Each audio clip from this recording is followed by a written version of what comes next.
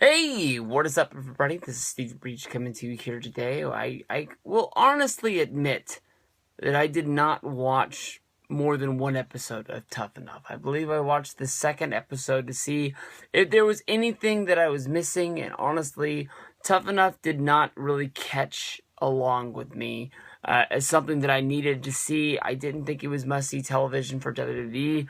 I think that, they had Hogan, Daniel Bryan, they had Paige, Booker T, Billy Gunn, Lita, Chris Jericho, Renee Young. They had a lot of WWE talent that was on there. And I don't know, it just seemed like a big clustered mess. I think that honestly, Daniel Bryan, Paige, Hulk Hogan, The Miz, I didn't think that they were needed. I didn't think you had to have a panel that were the I guess you can say the judges, and then also have trainers. The trainers honestly should have been the people that were making the choices about what was going on.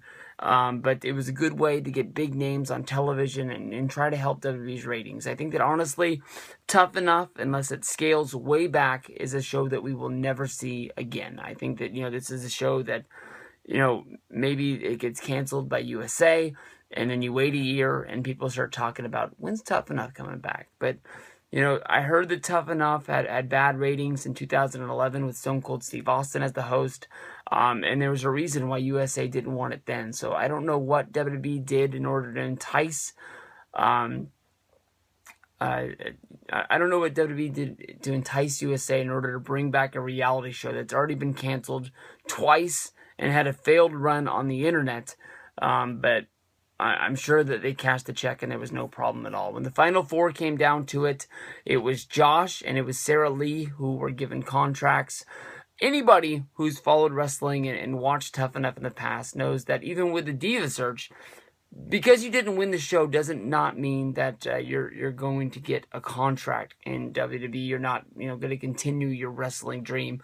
If you think about last seasons of Tough Enough that happened in 2011, out of everybody on the show, the only person that ever saw the WWE main roster is Cameron, who was on the show, eliminated in the debut episode, and did not get to see the likes of being trained to be a WWE wrestler. But because she was already a member of FCW because of her looks, she was kept around. One thing leads to another. She's the Funkadactyl, and now she wrestles on a lot of house shows, and she really isn't part of the Divas Revolution, so she's not on TV anymore. But she is a member of Total Divas, which probably makes her a bigger star than the girls that are wrestling on WWE television right now that aren't being used on Total Divas. But when I look at this, the one guy I look at is ZZ. ZZ's a guy that when the show started had a lot of popularity, and people thought he was going to be able to ride the popularity all the way to the end of the season and be the guy who won, even though it seemed that WWE didn't want this guy to win.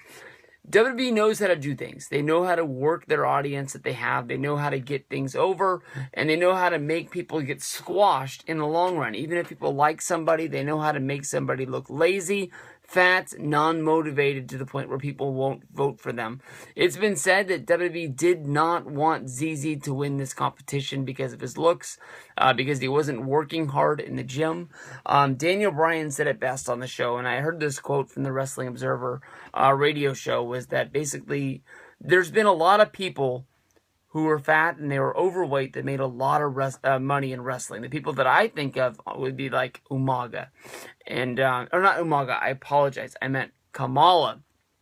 And, you can be a big dude, but you got to get out there and you got to try. WWE is not going to want to have somebody on the roster, and this is taking it to an extreme, like a Yokozuna. Yokozuna is a guy that came in, got a lot of success, was making a lot of money, and then he just started to get bigger and bigger and bigger. And WWE could use Yokozuna and build him up for a big match, like on a Monday Night Raw against like a Hacksaw Jim Duggan or a Shawn Michaels.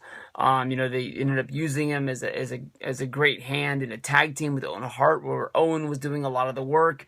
Yoko would get in the ring, do a little bit, but it was always, that bonsai drop was the one thing that you really feared. And, the team was, they kept the championships for a really long time, but there was really nothing that really, there was really nothing that Yoko was doing that was, out of the box that was really, really tough. But I'm going to think about it like, it doesn't cost a lot of money for WWE to bring somebody into the Performance Center and just try and work them like a normal guy. ZZ coming into the Performance Center, I don't think he's going to be able to do it. I think that honestly, when WWE was pushing ZZ to try and quit, like a lot of people were saying, the Performance Center is ran by WWE, which is a, publicly traded company. So, they can't have a Bill DeMott situation going on where he was pushing people too far. People make complaints and then Bill DeMott got fired.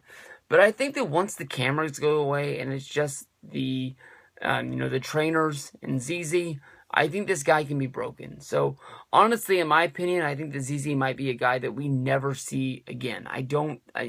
There's a chance that he might get a contract and he might go in and try and work to become a wrestler. But I think before long, WWE's either going to cut him or this guy's going to quit. I don't see a future in wrestling for ZZ.